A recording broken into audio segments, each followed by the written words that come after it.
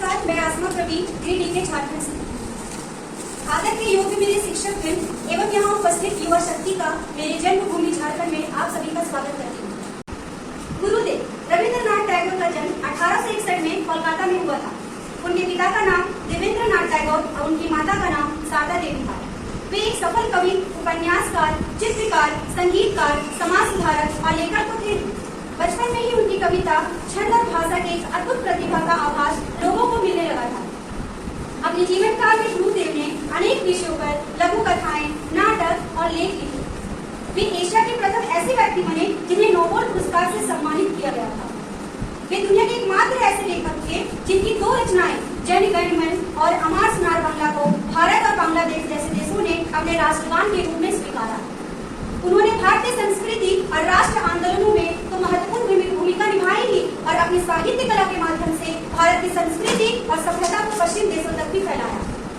गुरुदेव के जीवन द्वारा हम सभी को जीवन के हर क्षेत्र में एक नया दर्शन मिलता है और एक नई दिशा मिलती है। फिर चाहे मानव के प्रति प्रेम का भाव हो या प्रकृति के प्रति सम्मान का।